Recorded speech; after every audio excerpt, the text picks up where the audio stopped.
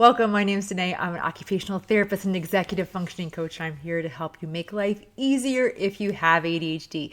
And today I want to talk about the holidays and avoiding overwhelm, burnout, and stress during this time of year. What's interesting about this time of year for a lot of us is it is a both things are true scenario. We could be excited, we could be looking forward to the holidays, and we can also be super stressed, even burnt out, and overwhelmed at the same time. Both of these things can happen at the same time. They often do. And so we want to look at ways you can approach this season that are a little bit more brain friendly to keep you from that overwhelm and burnout that happens so often during the holidays. Number one is simplify. When I talk about simplifying, a lot of times we approach this in a really black and white way, and we suddenly feel all this pressure, like I've got to simplify and take all the joy out of life and do this perfectly. You don't need to simplify perfectly. Part of simplifying when you have ADHD, and let's say around the holidays, is looking at what brings you joy. What are the non-negotiables for you that just are really meaningful in this season? Identify those. And that can help you identify what are things you might let go of or approach in a more simple way. There's so many things that we get pushed into complicating that we can simplify. Like you can simplify gift giving. I know plenty of people who give their kids like 3 gifts and that's it. And they kind of theme them out, something you can read, something you can do, something new. I don't know, there was something, but there's a way you can simplify gift giving where it's maybe not as complicated. You can do gift exchange where maybe you're just doing one person in like a secret Santa approach versus doing for lots of people. You can theme out gifts, give repeats if you're giving gifts to teachers or extended family. You can not do gifts. What's helped us sometimes is focus on just doing experiences and try to do that instead of gifts, kind of simplify that way. If you love something in the holidays and it brings you so much joy, let's say you love decorating and you love doing like really elaborate decorating, that may not be where you want to simplify. You want to pay attention to what you actually love to do, what is meaningful and valuable to you, and keep those elements and let go of some of the rest. Another tip for this time of year is to shift the way you're looking at your calendar. My dog's saying hi here. Shift the way you're looking at your calendar.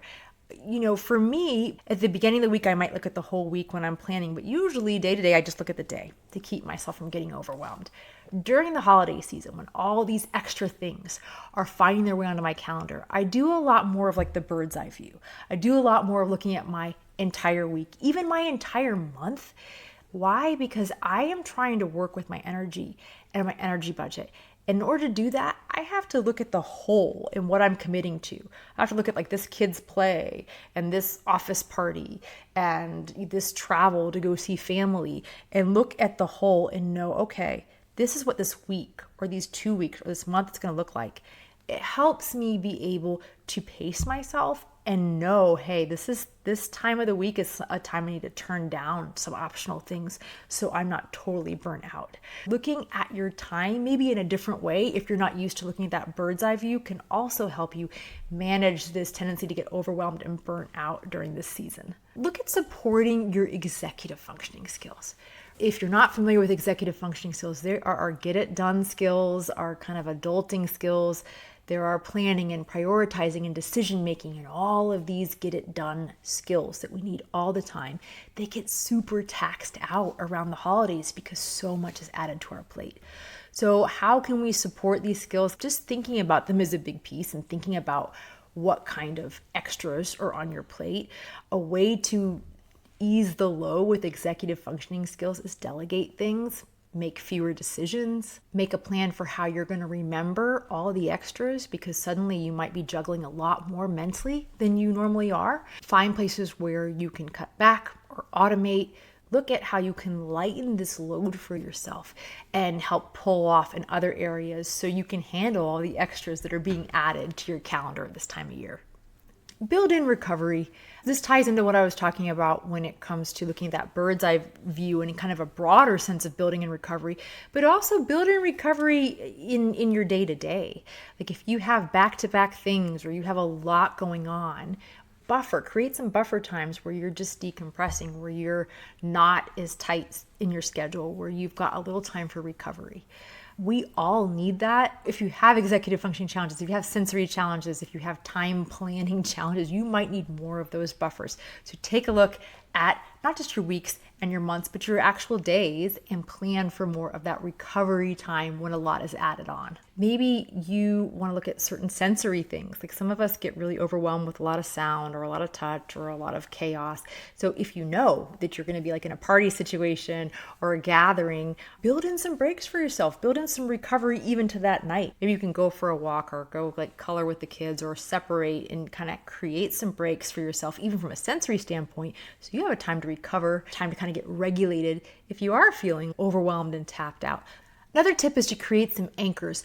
During this time of year, our weeks aren't the same. A lot is changing. And so we want to make sure that some of the things that anchor us and help us feel good are happening, even if our schedule looks different every day. Maybe that's medication, hydration, food, sleep, exercise, some downtime, some alone time. All of these things are really easy for them to slide around when so much is being added on. So decide what you really need in your days, what you want to kind of protect, and create some anchors so those things are happening on most of the days. Even if a day looks different, give that some thought and plan for that so those things are happening so you feel better, so you're less likely to be crashing out because you're starving and haven't thought about eating, or completely dehydrated and low energy and not able to focus. Like, we want to plan for a lot more disruptions at this time of year.